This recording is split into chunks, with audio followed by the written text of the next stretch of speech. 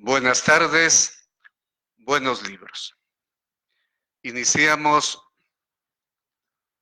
otro momento cultural ya acostumbrado a través de la Casa de la Cultura Ecuatoriana todos los viernes. Los cibernautas que se conectan a nosotros a este programa, les vamos hoy a, digamos, satisfacer una curiosidad intelectual. Este programa, en esta vez hemos invitado al abogado Hernán Carrión Matamoros, un intelectual conocido de nuestra provincia, que a su debido momento estaremos hablando con Hernán y conociendo sobre su vida, del servicio público a la provincia del Oro y al país. No contamos con la presencia del licenciado Richard Zambrano. Algún motivo debió haber tenido porque se comprometió a estar con nosotros, pero será en otra ocasión. Hemos de hablar algo sobre la obra de él y precisamente de eso se trataba, por eso este programa se justifica.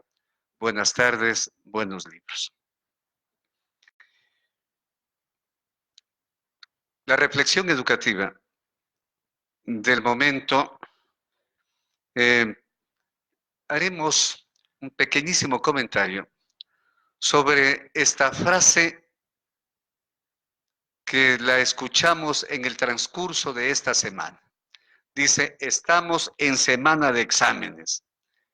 Igual para otras instituciones educativas, la siguiente semana. En la semana que es una semana muy patriótica, muy festiva, que fue muy patriótica, porque el 4 de junio de 1830, el asesinato del Abel americano, como lo pronunció Bolívar, Antonio José de Sucre, a quien le debemos la batalla definitiva del Pichincha el 24 de mayo de 1822. Igual, en 1824, con las batallas de Junín y Ayacucho, que se sella la independencia de América.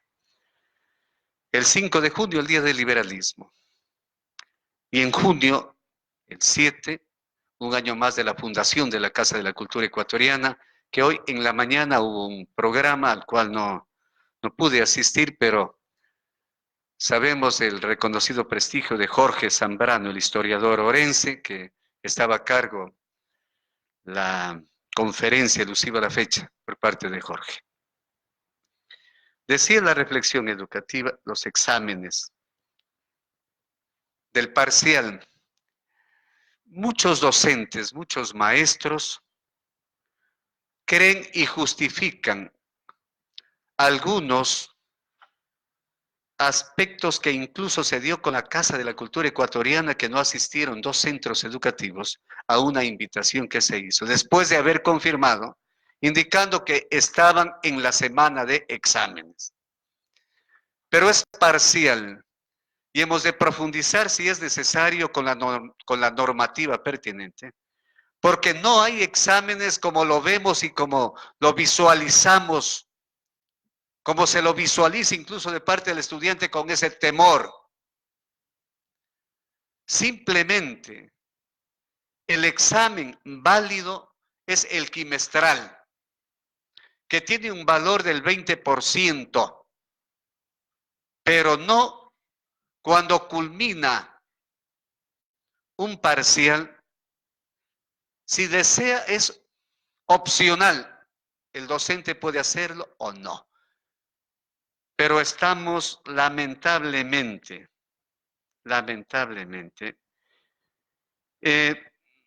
en una adoración y un culto a la evaluación, que incluso en uno de mis libros decía la semana pasada, no publicado aún, que por obvias razones hace unos 5 años, unos 4 o 3 años habíamos concluido. Y decíamos que se entregan más de 40,000 calificaciones, se suben a la plataforma y aparte de eso en las actas. O sea, se duplicó el trabajo para el docente. Antes era solo actas de calificaciones, pero ahora incluso a una plataforma que lamentablemente no sirve. A duras penas cumple la función para la que fue creada. Y lo decimos con propiedad, porque hemos trabajado en esto. De manera que no se trata de exámenes, no atemorizar a los estudiantes, simplemente si deseas un aporte escrito más, etcétera. De los tantos, si es así, tenemos casi 12 exámenes para replay, mientras que en instituciones desarrolladas, el caso de Dinamarca, Suecia y sobre todo Finlandia, los finlandeses, tienen un solo examen que concluye, como decir, el bachillerato, se aprueba, bien, si no aprueba, se quedó. Y sabe el estudiante que debe prepararse, estar preparado. Y no a cada rato esto de los exámenes. O la ajada ha perdido un poco de, incluso valor, esto de la evaluación de los aprendizajes. Bien, con esta pequeña reflexión, vamos a dar lectura a los titulares y luego dialogamos con el abogado Hernán Carrión Matamoros. Opinión, diario moderno y profesional. Avance, Ecuador y Chile avanzan hacia un acuerdo comercial. Investigación, Norma Vallejo es llamada a juicio por caso diezmos. 16 candidatas fueron presentadas ayer. Machala busca a su reina. Desde este sábado, con amplia programación, Machala celebra 195 años de fundación. Economía. Machala es la ciudad con mayor deflación. Visita. Flota de la Armada Rusa arriba a Puerto Bolívar. Anuncio. Guaquillas, usuarios no cancelan valores por el peaje. Actualidad. Capacitan para prevenir enfermedades y accidentes. Opinión, diario moderno y profesional. El Nacional, primer diario orense. Oficializan agenda de fiestas por 195 años de cantonización. Casa de la Cultura cumple hoy 66 años de fundación. Acreditados consejeros. Miss Hill, supongo en inglés, ahí sí les debo. Se elige mañana. 16 jóvenes quieren ser la nueva reina de Machala. Correo, el diario de todos. Quito, todos los involucrados en arroz verde serán llamados. Cuando leo de arroz verde me acuerdo de arroz blanco, de mi tierra con queso, el arroz criollo. Acá es arroz verde. El Universo, el mayor diario nacional. Dice, el Consejo de Participación Ciudadana y Control Social Definitivo, CPP-CCS, luego de 74 días fue oficializado. Ecuador y Chile, negociación en el TLC. Tercera previsión a fondos de AP, supongo que es Alianza País por Contraloría. Crecen la tensión y amenazan entre Estados Unidos y México. Aprobada labor social por multas, esto es en Guayaquil. Agradecemos el obsequio de los gerentes, autoridades de los 3 diarios de la provincia y de Diario El Universo que obsequian a la Casa de la Cultura Ecuatoriana. Invitamos al abogado Hernán Carrión Matamoros para dialogar. Tenemos el honor de la Casa de la Cultura Ecuatoriana contar con Hernán Carrión Matamoros, oriundo de esa hermosa tierra del, no voy a decir altiplano orense, ¿no? Sino de la parte alta de la provincia del Oro. Bienvenido, Hernán. Muchísimas gracias, Enrique, por la invitación que te has permitido dispensarme para un programa de tanta importancia como es el que tú diriges. Quiero aprovechar también para saludar a la Casa de la Cultura del Oro al conmemorar los 66 años de fundación de esta institución que lleva el nombre de Manuel Benjamín Carrión. Gracias, senador.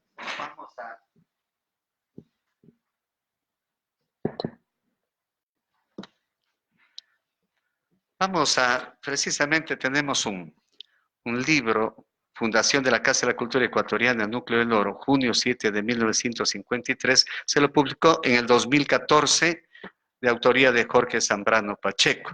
Lo recomendamos que lo compren en la Casa de la Cultura Ecuatoriana, a quienes están interesados en conocer la historia de este organismo provincial y obviamente nacional, también que fue creado por Benjamín Carrión en 1944, en agosto. Bien, como este programa es, en cierta forma, no tan académico, más bien es intelectual, porque el académico hace sus precisiones específicas, ¿no es cierto? Es un especialista. El intelectual maneja de todo. Sabemos de todo un poco, se sabe de esto, de acá. Entonces, este programa es un tanto informal. Una conversación de varios temas, varios tópicos que permitan que nuestros internautas, a través de esto del Internet, conozcan desde lo local a lo global. Porque lamentablemente muchos de los personajes de nuestra provincia, que son muy valiosos, han sido arropados por el manto del olvido. Poetas, escritores, pintores, intelectuales. Se trata entonces de eso, de dar a conocer a la provincia, al país y al mundo, porque nos han escrito incluso de varias partes, lo que somos los orenses, lo que somos los ecuatorianos, lo que somos los latinoamericanos. El punto central que íbamos a hablar y lo vamos a topar sobre la historia del baloncesto orense por Richard Zambrano. Porque él tiene 3 obras y una de ellas es Historia del baloncesto orense, que lo hemos revisado. ¿Por qué? Porque es una práctica deportiva que la hemos vivido intensamente en el Oro, que lamentablemente, vuelvo con este término, reitero, lamentablemente, ha sido un poco opacado por el fútbol. Desde los comentaristas deportivos hasta la historia. Eduardo Galeano tiene una hermosa obra sobre el fútbol. Bien, aquí Richard escribe sobre la historia del baloncesto orense.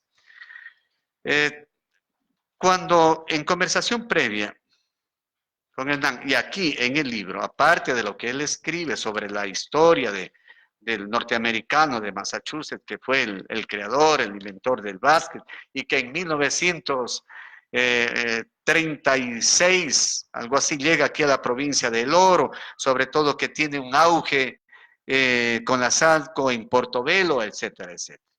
Toquemos un poquito de esto, porque aquí, me decía el abogado Hernán Carrión Matamoros, tenemos un señor Matamoros, Antero Matamoros, que solo se lo menciona, pero parece que históricamente tiene mayor valor dentro de este deporte.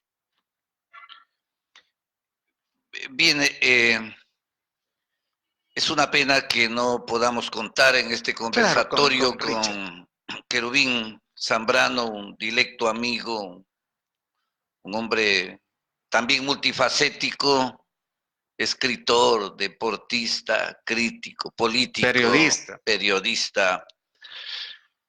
Pues nosotros los orenses, por estar tan lejanos de los centros nucleares como son Quito, Guayaquil, Cuenca, tenemos que hacer de todo, tenemos que esforzarnos y utilizar todos los medios para hacer conocer nuestras verdades y nuestras realidades. El básquetbol es, yo diría, el segundo deporte más popular después del fútbol. Se lo practica mucho en los Estados Unidos, en Europa, y tiene pues un amplio sector de seguidores, ¿no? En todos los países. Quien no es futbolista, por lo menos es basquetbolista, ¿no? ¿Ya? Y luego vienen otros deportes que son también populares, como el box, la natación, o deportes de élite, como son ya el tenis, el golf, en fin, que ya requieren de mayores inversiones y que no todos pueden satisfacer ese tipo de inquietudes por los costos que tienen los implementos. ¿Ya? Bien, entrando de hecho, hay algo discriminativo y que lo hubo en Portobelo. Así es. Entonces, ¿qué es lo que vamos a tratar de hacer o de conversar en esta tarde? Son nuestras aficiones. De hecho, yo cuando fui niño sufrí una fractura. Esa fractura me inmovilizó o me afectó a una de las piernas, a mi pierna derecha, por lo que tuve que hacerme un zurdo a la fuerza. Y yo soy ambidiestro, es decir, puedo utilizar las dos manos y también los dos pies, pero con tendencia siempre hacia hacia el sector izquierdo, más bien, ¿sí? Esto hace que entonces yo no entre a los deportes bruscos como el fútbol, ¿ya? Y como no habían otros deportes para nosotros, las clases populares, nos orientamos por el básquetbol. Yo fui también un basquetbolista, aprendí estos fundamentos deportivos en Ambato, en los colegios donde yo tuve la oportunidad de estudiar, y por supuesto en nuestra tierra nativa, practicándolo, ¿no? Con otras personas que ya lo conocían. Recuerdo aquí a Wilson Espinosa, hoy un gran abogado, un gran intelectual, a Cristóbal Espinosa, un sacerdote de renombre, bueno, Albino Aguirre, podría citar otros más, como el profesor Carlos Ramírez, que llegó desde Zaruma para afincarse en Pacha. Y bueno, hicimos básquet, ¿no? Comenzamos a profundizar el básquet en el cantón Atahualpa, en nuestra querida Pacha. Yo tengo unas fotografías que algún rato las podemos compartir, donde yo me convierto también en el entrenador y en el formador del primer equipo femenino de básquetbol. Logro en un pueblo extremadamente católico, muy moralista, logro que las chicas de mi tierra tengan el permiso de sus padres para poder hacer los entrenamientos. Y no pude hacerles practicar el deporte con la indumentaria correspondiente, porque como que eso estaba en contra de la moral, de las éticas de ese momento. Y yo tengo que decirte que jugamos con otros pueblos de cantones, nuestras chicas vistiendo un pantalón que le denominaban en aquella época y creo que ahora también pescador. Era un pantalón largo, más o menos que llegaba hasta el tobillo. Bueno, y todo esto lo lograba yo gracias a los contactos que tenía yo como sacristán, como amigo de los sacerdotes, que permitían que estas cosas se hagan en nuestra tierra. Mira la historia del baloncesto también. O sea, también. Ahora, hablábamos de Portobelo. Indudablemente, aquí viene un capítulo muy grande que Querubín lo expresa en su libro con mucha seriedad y con mucha honestidad. La historia del baloncesto efectivamente en nuestra provincia del Oro comienza con la presencia de las compañías extranjeras, preferentemente la compañía SADCO, la compañía americana de asiento pues en Estados Unidos, y ellos que lo practicaban en aquella época lo trajeron acá a Portobelo. Yo tengo la suerte de haber llegado a Portobelo a trabajar en 1971 en el colegio 13 de Mayo, ya cuando la compañía SADCO prácticamente estaba en descalabro total. Sin embargo, todavía pude apreciar el famoso Coliseo Cubierto. Fue el primero en el país, y dice Richard. El primer Coliseo cubierto en el país. Porque tú sabes que tras de los deportes hay mecenas, ¿no? Así en es, este así caso los mecenas eran para los deportes, en el caso de Portobelo, era la compañía. De igual manera, en Santa Elena, en Ancón, ¿no? Las petroleras también eran los mecenas de los grupos deportivos que se formaban, ¿no? Las representaciones, por ejemplo, de la provincia del Guayas, estaban basadas, por ejemplo, en cuanto al básquet, deportes, de los trabajadores que hacían la explotación petrolera en Ancón. Y también debemos recordar para esa época los famosos hermanos Sandiford, ¿no? Claro, Pablo, cita, Jacinta, Sandiford, ¿no? Que ellos eran vuelta también auspiciados por la industria ferrocarrilera, ¿no? De Durán.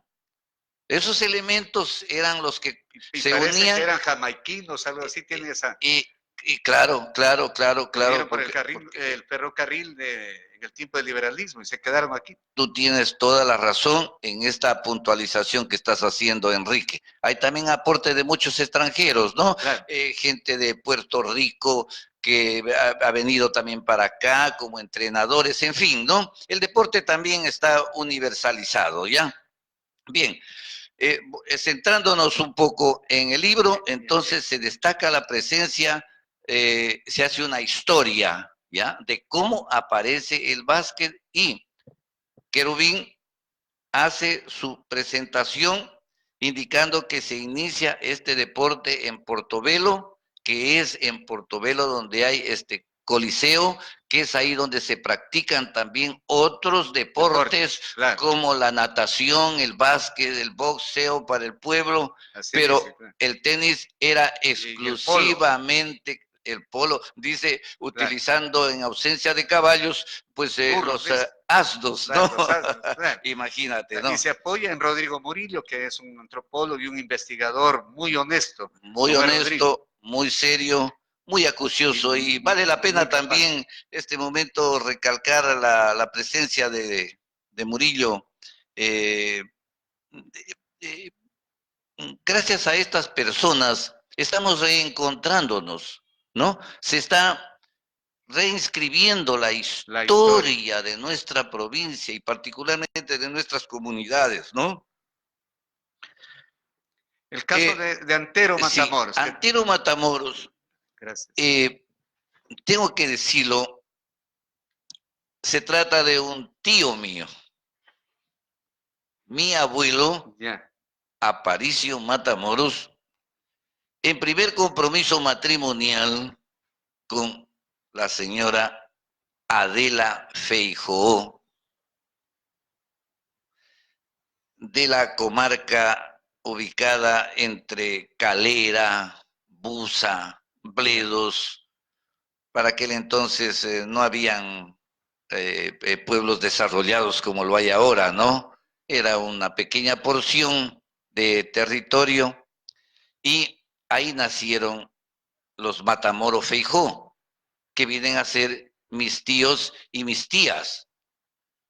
Todos ellos vinculados a las compañías de explotación de oro en Portobelo y también otros en Ancón, también vinculados con la explotación del petróleo de Ancón. Pues Antero Matamoros, a decir de personas de Portobelo que lo conocieron, recuerda que te dije que en 1971 yo fui profesor del Colegio 13 de Mayo. Ello me permitió conocer a muchísimas personas que lo conocieron a mi tío, ¿ya? En sus aspectos, pues, deportivos, en su parte personal, en su presentación física de un hombre muy apuesto, que se dejó ganar la simpatía de los americanos, que llegaban a confiar inclusive pues sus esposas, su familia, para que él hiciera de coteja en los entrenamientos del tenis. Qué interesante. Ahí viene ya lo que tú decías, la parte de élite, ¿no? Claro. Él fue el escogido, el que le tenían confianza a los administradores pues americanos de esa época de la compañía, y pues él aprovechó esta gran oportunidad, ¿no?, que le permitió ser un buen deportista en varias áreas. Y de ahí es que surge su nombre, Antero Matamoros, integrando la primera selección de básquetbol del Ecuador, y que entre otros logros, él es seleccionado y participa en la selección del Ecuador en los Juegos Bolivarianos en Bogotá en 1938. Bueno, quiero decirte, Enrique, algo, pues pasan los años, mi tío deja ya de trabajar en la compañía y se radica por Ibarra y luego finalmente va a Colombia. Se establece en Cali, donde se convierte en un gran propietario y entrenador del tenis en Colombia.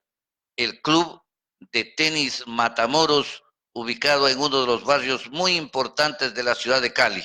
Un paisano nuestro, que tú lo conoces muy bien, el profesor del Colegio 9 de Octubre, don Arnaldo Aguirre Valareso, tuvo la oportunidad de llegar, visitarlo muchas veces a él allá en Cali y afianzar estos recuerdos de orden familiar.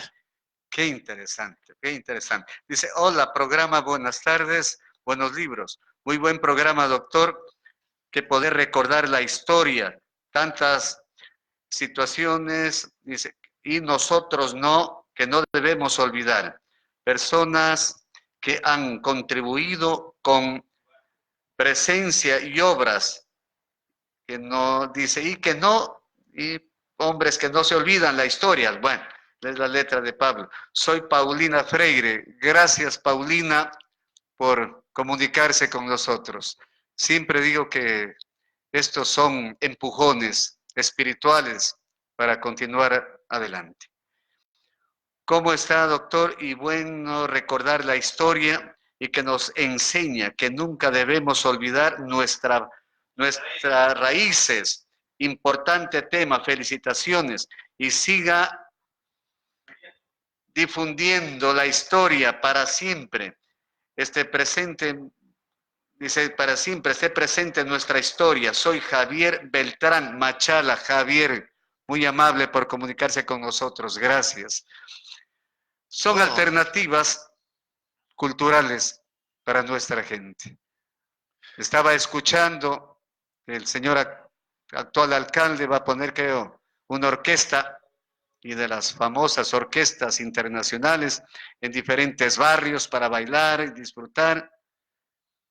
Escuché que eran gratuitos, gratuitos para el que observa, pero no creo que vengan de Puerto Rico y de Centroamérica gratuitos. Pero ¿cuánto hay? Siempre he comentado aquí para los artistas orenses, machaleños, que tenemos artistas de calidad, por Dios. ¿Qué pasa con el pentagrama nacional? ¿Por qué no creamos la necesidad de que también se escucha a los artistas de nuestra provincia? ¿Cuántos millones, cuántos cientos de miles se llevan estos artistas internacionales y qué nos dejan, qué traen? Perdóname, Enrique, que haga una acotación, Claro que sí. ¿sí? Te interrumpa en el diálogo. Es un mal de los ecuatorianos. Lastimosamente, el ecuatoriano no se siente ecuatoriano, no valora las cosas que hacemos nosotros los ecuatorianos. Queremos la ropa de marca, queremos los productos extranjeros. No se ha hecho una conciencia nacional de defender nuestra producción. A veces me dicen, ya ves, Hernán, el ejemplo de Chile. Y yo tengo que decirles, mira, claro, Chile es así ahora de desarrollado, pero ellos practican algo muy importante, que es defender su productividad, su producción, y usar su camisa hecha en Chile, su pantalón hecho en Chile, ¿ya? Por ahí comienza el cambio, la transformación. Mientras no hagamos conciencia de querer realmente en la práctica nuestro país, nunca vamos a valorar. Mira, ¿quién era Carapaz hasta hace poco? Absolutamente un desconocido. Así. ¿Ya? Sin embargo, en otros países es valorado este recurso humano, imagínate. ¿Ah? Tiene que ser un locutor, un presentador, ¿ya? Argentino, el que pondera sus virtudes, el que nos transmite desde allá el mensaje de triunfo, ¿ah? A despecho de nuestros periodistas, ¿no? Claro. ¿Ya? El caso de, alguna vez leí aquí la obra del doctor, del sacerdote Espinosa. Edmundo Espinosa. Edmundo Espinosa. Y su obra fue valorada en Argentina por uno de los grandes sacerdotes y que había escrito algunos libros sobre Gabriel García Moreno. Yo daba lectura aquí. Pero mientras tanto es un ilustre desconocido en la provincia del Oro y en el país. Entonces, esta es la razón por la que creamos, y sobre todo con Pablo, le agradezco a Pablo porque fue el de la iniciativa, para crear esto y crear conciencia de lo que somos, de lo que tenemos, de lo que podemos dar. Volviendo a esta historia, ¿no? Mire lo del deporte, ¿no? Qué interesante. Pero igual alguna vez le sugerí a Galo Ordóñez Espinosa, talentoso, ocurrido. Sabía la historia porque yo hablo de Huertas, de uno de los pueblos tan pequeñitos y que a nivel del país, en su debido momento, en un contexto determinado, tenía cantidad de personajes talentosos y especiales. Y él sabía la historia y las anécdotas y conversar con él una noche era pasarla tan maravilloso riéndonos de las anécdotas, de las ocurrencias de esta gente, ¿no? Un gran hombre, Galo Ocurrido, Ordóñez, claro. un gran hombre. Y lamentablemente falleció. Víctima de un cáncer. De un cáncer falleció y no dejó escribir. Esa sugerencia sería para el abogado Hernán Carrillo Matamoros. No se sabe esto, mire que no conocemos mucho, ignoramos esto. Y qué interesante fuera dejarlo escribiendo. Al menos esa historia queda grabada aquí. Bien, en esto ya de Portobelo y de los campeonatos y vicecampeonatos, por aquí hice unos apuntes en 1948, en 1992, sobre todo los grupos femeninos, los equipos masculinos, etcétera.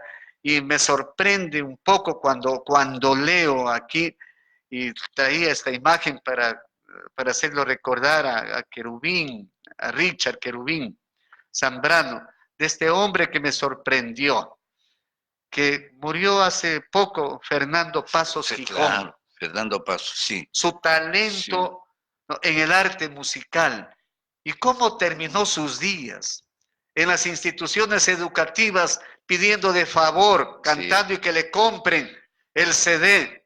Cuando, por Dios, ¿por qué acaso las instituciones, el Estado, el gobierno, las instituciones públicas, a gente como Fernando Pasos Gijón, quiteño, pero creado aquí desde niño en la provincia del Oro, no se le dio dignidad? Él ya entregó a la provincia del Oro, como dirigente deportivo sobre todo.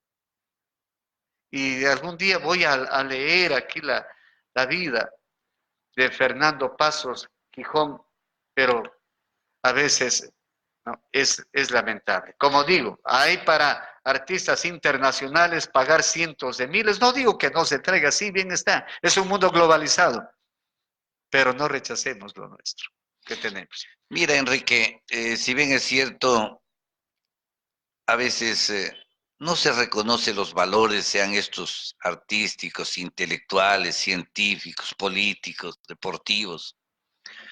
Pero no todo está perdido. Espacios como espacios como este, de la Casa de la Cultura, Núcleo del Oro, se convierten en muy significativos, porque son miles los radioescuchas, los cibernautas, como tú dices, los amigos que presentan sus inquietudes, que nos están escuchando, Ellos están conociendo y están alentándose y van a seguir impulsando nuestros valores. ¿Cuáles? Los valores de reconocimiento, los valores de gratitud. Sobre todo la gratitud. La Un valor que no gratitud, debemos Marco, perder. así Y es. dentro de ese concepto de gratitud, incluso ojalá tengamos unos 5 minutitos para topar esto, pero dice, en febrero de 1986, esto debe ser doloroso para Hernán Carrillo Matamoros y para la familia. Dice, tragedia enlutó baloncesto. Y hace referencia al equipo femenino de la provincia del Oro que tuvo este accidente. Aquí está una hija del abogado Hernán Carrión Matamoros que perdió la vida. Debe ser demasiado doloroso, Hernán, porque yo también perdí mi hija y es extremadamente difícil sobrellevar esto. Pues han pasado los años, los dolores fuertes de aquel momento se han ido alambicando, digamos, ¿sí? Se han ido haciendo selectivos, pero también encontrando valoración en ello. Nuestra familia, y hablo por mi esposa, la profesora Amanda Blasio Tinoco, nos sentimos orgullosos de haber entregado a la sociedad orense y ecuatoriana a una niña, a una adolescente de 13 años que murió con la casaquilla de la provincia de El Oro. Eso nos enorgullece a nosotros, mucho. Fue una niña muy sencilla, muy amigable, y en este mismo libro de Querubín, al hacerse una entrevista a su compañera de aquel entonces en la integración de la categoría cadetes, que es la que viajó a la ciudad de Ibarra, estaba como compañera la señorita hija del famoso radiodifusor José Ugarte Aguilar. Me estoy refiriendo a Patricia María Ugarte Enríquez. Ella dice en este libro, Historia del baloncesto orense, escrito por Richard Zambrano, dice,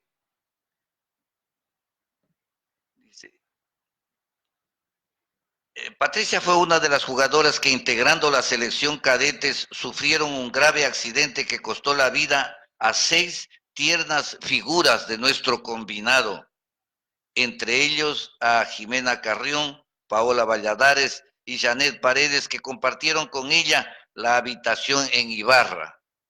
Por eso quisimos consultarle, dice el autor Querubín Zambrano, a Patricia María Ugarte Enríquez. ¿Cómo era Jimena Carrión? Responde Patricia María, soñaba como su padre, un soñador. Nos hacía sentir románticas, porque estaban frisando por esa edad de la adolescencia, Así ¿no? es, claro. 12, 13 años. Leía poemas. Esto es verdad. Ella trataba de escribir bien, de tener una buena caligrafía y una buena redacción. Quería ser periodista. Ella era llena de amor, esa niña.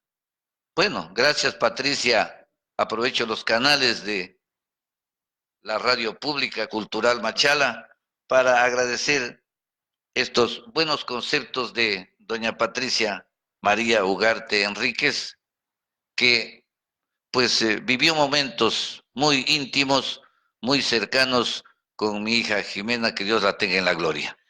Bien, miren que hemos hablado del baloncesto en el pasado, el baloncesto en el presente. ¿Cuál es la importancia? ¿Cuál es la trascendencia?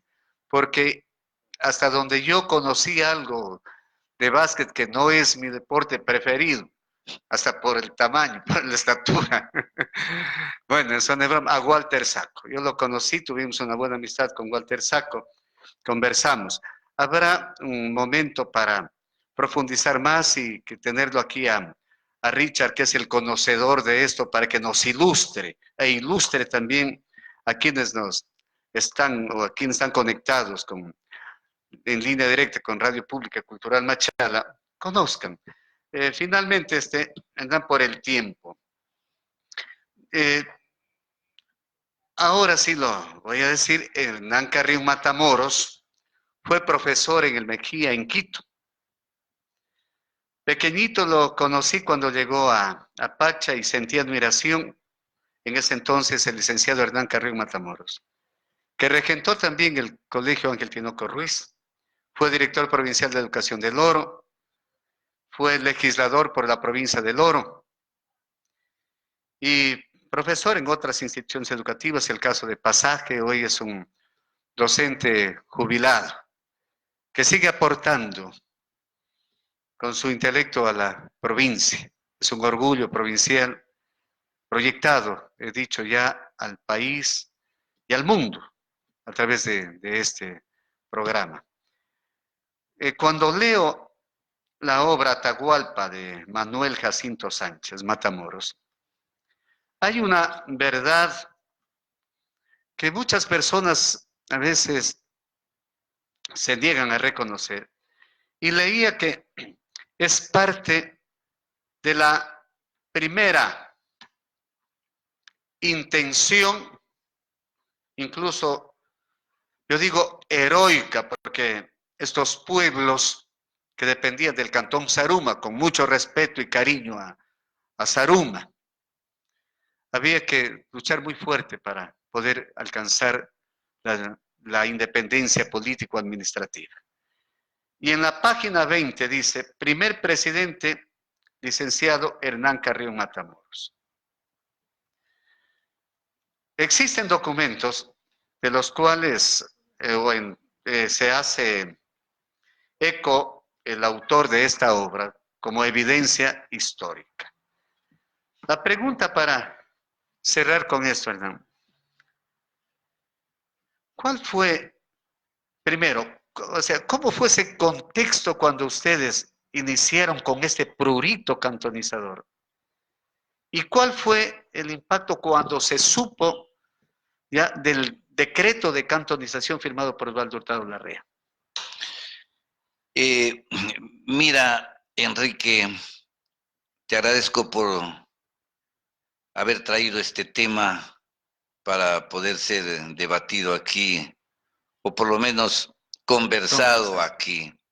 Quiero agradecer a tu directo hermano Manuel Jacinto Sánchez Matamoros, que es el autor de Atahualpa, Verdad Histórica de la Cantonización, una portada hermosísima, ¿no? Donde se destaca dos cuadros muy hermosos, las ruinas de Ingapirca y como paralelo en la parte inferior de lo que son las ruinas de Yacubiña.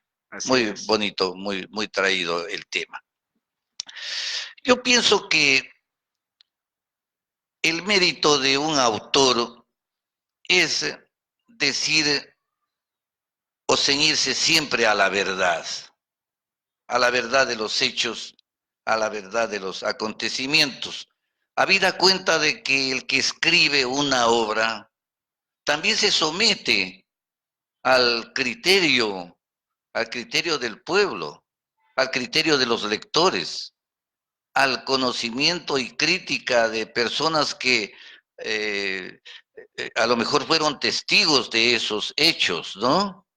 Entonces, el lector es el que juzga, ubica a la obra en su real dimensión. Yo admiro la valentía de Manuel, que como estos acontecimientos son también de carácter político y en este campo, pues, a veces no hay la suficiente generosidad o se trata de esconder alguna realidad por conveniencias, qué sé yo. Tengo que decirte aquí una gran verdad. Y tú, Enrique, como director provincial de educación que lo fuiste, como educador y pedagogo de gran valía, sabes, al igual que yo y todos los maestros, el núcleo de un pueblo es la escuela, es el colegio desde ese crisol que irradia la luz. Para esa época yo era el rector del colegio Ángel Tinoco Ruiz. Estamos hablando de 1971. Uno de los grandes amigos de nuestra familia, don Francisco Macas Moreno, hombre de muchas habilidades, de gran formación, muy útil en nuestra población de Paxia, muy querido, por cierto, con una autopreparación muy buena, excelente, que se daba el lujo de corregir las faltas ortográficas de los catedráticos que le enseñaban a él. Bueno, esto para indicar la valía de este ciudadano que debe tener un gran reconocimiento algún día. Estamos de acuerdo. Algún día es un valor. Él fue el que en las noches, cuando me visitaba en el colegio para hacer las obras de artesanado, como aquel tumbado hermosísimo del rectorado del colegio que fue construido por él, en esas noches él me dice a mí, señor rector, dice, ¿por qué no cantonizamos a Paxia? ¿Por qué no le independizamos a Paxia? Y yo veía algo oscuro, algo difícil, una locura, ¿no? Nuestro pueblo por aquel entonces no tenía ni servicio de luz eléctrica. Era un pueblito muy pequeño, con una sola calle principal, parte pavimentada y el resto pues era un lodazal. Estábamos muy distantes, no teníamos conexiones con Zaruma, no teníamos una buena carretera, no lo teníamos con Piñas. Nuestra idea de querer llegar a Pasaje solamente estaba plasmada en el camino de herradura que habían hecho nuestros antepasados, el camino de los arrieros, ¿no es cierto? Que tú conoces, que llegaban hasta el puerto de Santa Rosa, de Emerenciana. Entonces solamente, esa era la realidad. Por eso lo admiro yo a Francisco, ¿no? Porque fue la idea de él la que, como una gota de agua sobre una roca, que era mi cerebro, que no avanzaba a comprender y a aquilatar si es que íbamos a salir victoriosos, ¿ya? Si nos metíamos a esa acción. Pero bueno, lo escuchamos a él, conversamos. En Portobelo me había hecho yo amigo de algunos catedráticos lojanos, entre ellos el presidente del Colegio de Periodistas, del Círculo de Periodistas de Loja, Bolívar Maurat. Él era profesor de matemáticas, él recogió todos mis intereses y comenzamos a publicar una serie de artículos en los periódicos lojanos. Mira, es otro dato importantísimo, claro, para recogerlo, porque son testimonios, son hechos que están ahí, están escritos. Entonces, ellos desde Loja nos dieron un gran aventón con artículos que decían: importante parroquia de Paxia busca nacionalizarse, cantonizarse. Bien, interrumpo, hicimos... Pablo, nos pasamos unos 5 minutitos, por favor. Ya, gracias. Bien, entonces, manos a la obra. Hicimos algo que le denominamos nosotros, siguiendo las normativas. Yo soy pues especializado entre comillas, en historia y geografía. No soy una autoridad, pero bueno, mi título es ese, ¿no? Especializado en historia y geografía. Entonces yo, emulando, ¿no?, los acontecimientos libertarios, conformo lo que le llamamos la Junta Patriótica pro cantonización de Pacha. Comenzamos elaborando todos los materiales de oficina, membretes, sellos, bajo esta denominación. Nos considerábamos unos patriotas que salíamos al rescate de una autonomía para Pacha, para Atahualpa. ¿Qué hacer? Hacer un inventario de valores, no quedaba más. Y para esto... Para la utopía, porque es medio utópico en esas condiciones. Y para esto, ¿quién era el que me ayudaba? No, el que manejaba, porque Francisco Macas en la región era uno de los poquísimos, yo diría tal vez el único que manejaba la máquina de escribir. Claro. ¿No? Entonces él rápidamente plasmaba las ideas, la parte verbal, él rápidamente la expresaba en un documento. Entonces pusimos a hacer los listados de los valores que tenía nuestra provincia del Oro, ¿no? Para meternos en esta utopía, como tú dices, ¿ya? Doctor Ángel Tinoco Ruiz, pues un sacerdote pues muy conocido, lastimosamente no estaba ejerciendo su cargo en Pacha, estaba en otros lugares, pero era una pieza muy importante para nuestro cometido, ¿no? Valores que habían para la época... Virgilio Jumbo Mendoza. Virgilio Jumbo Mendoza, el doctor Torres Bustamante, un afamadísimo médico pachense. Bueno, Homero Tinoco, Nelson Tandazo, estaba para aquella época también Humberto Blasio. El doctor Wilson Espinosa. El doctor Wilson Espinosa. El doctor René Calle. El doctor René Calle. Bueno, todo esto era un listado, ¿no?, para demostrar que teníamos los recursos humanos, ¿no?, unos como historiadores, otros como religiosos, otros como abogados, ¿no? Cuando hablamos de René Calle, cuando hablamos de Wilson Espinosa, estamos hablando ya de abogados que lo eran, ¿no? Como que decíamos, sí hay los talentos humanos como para generar una cantonización, pero más que todo es, ¿quiénes van a manejar este cantón, pues, ¿no? ¿Con qué intelectuales o profesionales, obreros, artesanos, cuenta nuestra población para su desarrollo, ¿no es cierto? Porque ya estábamos pretendiendo vivir de una manera autónoma, ya no dependiente de Zaruma, ¿no? Bien. Por supuesto, todo este trabajo tenía que hacérselo con el teniente político de aquel entonces, que era don Enrique Romero Aguirre, don Eleuterio Tinoco, un hombre muy patriota, muy comprometido, hizo algunos avances, algunas conexiones con gente de Santa Rosa, que tenía vínculos en aquel entonces con las autoridades de Machala. Recordemos que estamos en la época del gobierno de Rodríguez Lara.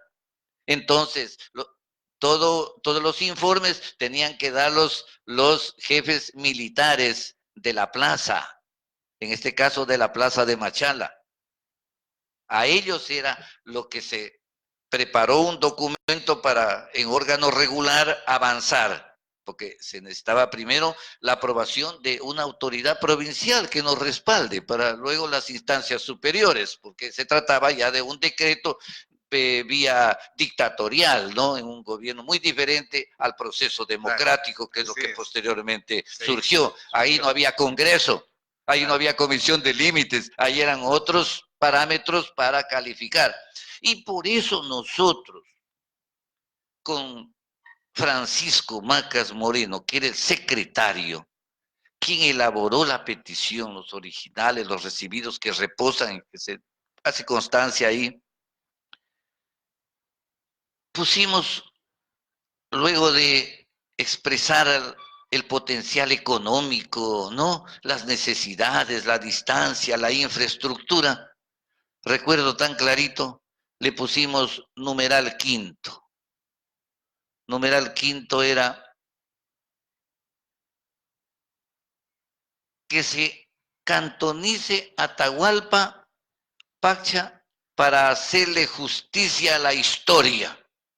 A ver si de esa manera, con esa invocación, ¿no?, cívica, convencíamos a estos militares que eran de la revolución nacionalista, ¿no?, del gobierno nacionalista revolucionario de Rodríguez Lara, ¿sí? Entonces, es bueno también aclarar porque a veces dice, ¿quién fue el que le puso el nombre? ¿A quién se le ocurrió poner Atahualpa? ¿Por qué se olvidaron de Pacha? ¿Debió llevarse Cantón Pacha? Bueno, una serie de comentarios, críticas que son necesarias, Claro, pero sí. quizá no muy importantes, ¿no?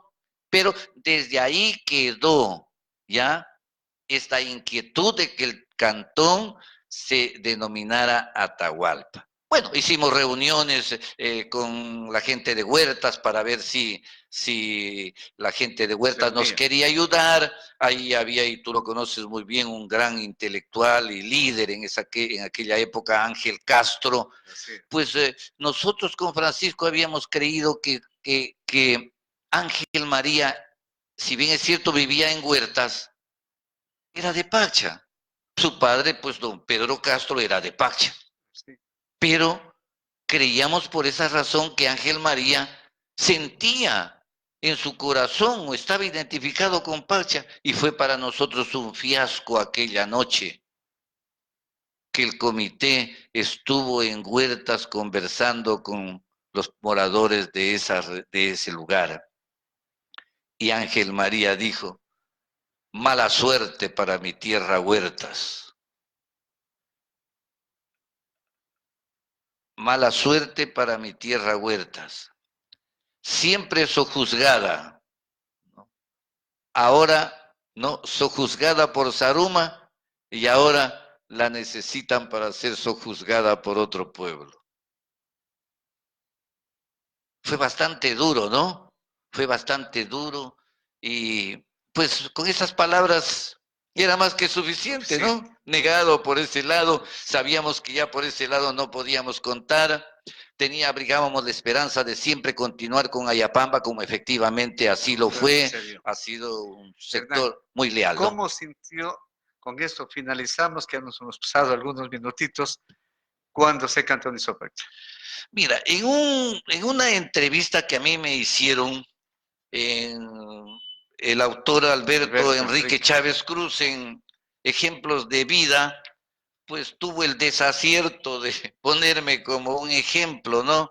Y ahí yo lo digo con mucha seriedad, dice, hicimos difusión de la aspiración de cantonización de Pacha a través de Radio Estelar de Santa Rosa y articulistas lojanos como José Antonio Maurad Castillo. No me tocó culminar la gestión, y la cantonización de Atahualpa la logró el comité presidido por Máximo Tinoco Tinoco el 25 de abril de 1984. Afirma, dice Chávez, refiriéndose a mí, afirma esto con mucha satisfacción. No podía ser de otra manera, con mucha satisfacción. Mira, lo importante es que las gentes luchemos, pasamos como incógnitos, como anónimos, jamás nuestros nombres van a prevalecer, imposible. Lo que sí quedará es los hechos trascendentales, la idea que tú pudiste decir. Yo reclamo para mí y para Francisco ser los ideólogos, los que tuvimos la idea, los que dimos los primeros pininos, ¿no? Porque lograr la cantonización de Pacha fue una obra titánica, que hay que agradecerle al Comité Pro Cantonización. No fue una obra de un día, de 2 días. La sagacidad, el tino político de Manuel Sánchez Matamoros, ¿no? Más que cualquier otro directivo del comité que fungía para esa época, ¿no? Esta es la habilidad política de Manuel, capaz de cristalizar y de oportunamente lograr y entregar para Pacha esa placa de grandeza y de historia que es la cantonización de Atahualpa. Y huertenses. Así es, Que, así es. que mientras Ángel Así Castro es. se puso Así es, profesor, fue mi fíjate, docente. muy bien, ve, bien, Estuvo no me había Masnuevo, dado tuvimos cuenta que fui ese detalle, ¿no? vicepresidente. Así es. ¿Ya? Bueno, mírenlo a los que están con nosotros, sintonizando esta radio, conectados. Las palabras quedarán grabadas por eternas memorias. En este programa, nunca habíamos escuchado al abogado Hernán Carrión Matamoros en estas circunstancias. Interesante aclaración y conocemos. Más conocimiento y para el autor de esta obra, más recursos para seguirla mejorando, haciéndola más grande. Habrán otros elementos que añadir. Agradecer al doctor Luis Serrano García porque nos permite este espacio. Agradecerle a Pablo por la paciencia, porque como digo, esto va a ser visto por mucha gente, habrá polémica, etcétera, etcétera, que es beneficiosa, es interesante la polémica, bien conceptuada la polémica. Comprometerlo al abogado Hernán Carrión Matamoros para en otro programa, a lo mejor invitándolo al autor de esta obra, etcétera, conversar, dialogar, y también tengo la idea de festejar las cantonizaciones de los distintos pueblos. Quizá pudieran estar aquí, y si no pueden estar aquí, quienes fueron los líderes que si aún viven, sobre todo los cantones jóvenes, leer la historia. Rodrigo Murillo ha escrito interesante textos sobre la historia de los cantones. Y comprometerlo al abogado Hernán Carrión Matamoros para otro espacio como estos, tratar más específicamente la historia, como la cuenta con tanto conocimiento, Hernán, y a la vez pues dejar en las últimas palabras, Hernán. Pues para mí ha sido de gran satisfacción, un día tan especial para la Casa de la Cultura Ecuatoriana. Mi vida pues ha sido dedicada al magisterio, a la enseñanza, a los libros, a la investigación, al país, porque a estas alturas de la vida, lo más importante para nosotros es nuestra patria, nuestro país, quererla realmente de a de veras, amarla, ¿no? Comprendiéndola, entendiéndola. Nuestra labor va a ser cada vez más dedicada, lo vamos a hacer con más ahínco, lo vamos a hacer con más gusto, lo vamos a hacer con más orgullo, ¿ya? Yo pienso que modestamente eso es lo que yo he hecho, ¿no? Hacer lo que yo he podido, sin reservarme ninguna cosa a mi favor, ¿no? Sino entregar todo mi tiempo, toda mi dedicación, todo mi cariño y aprecio a las nuevas generaciones. Quizá podamos hablar en un nuevo programa donde podríamos también intercambiar opiniones sobre aspectos educativos, esta parte de la evaluación educativa que tú la estuviste tocando y que yo rápidamente, mientras tú hablabas, es que no se evalúa al estudiante, es el profesor el que se está evaluando para él avanzar y ver cómo él planifica y cómo él mejora la manera de dar, de impartir sus conocimientos. No es al alumno, no es al alumno la carga, no, es al profesor. ¿No? Sí. Bueno, con esto nos vamos a despedir, agradeciéndoles una vez más por su paciencia. Hasta el próximo viernes, que tendremos un invitado también especial, un autor, un escritor muy polémico que es Silvio Reyes Heras, además con la presencia de el periodista Jorge Procel Ramírez. Con ustedes, buenas tardes, buenos libros.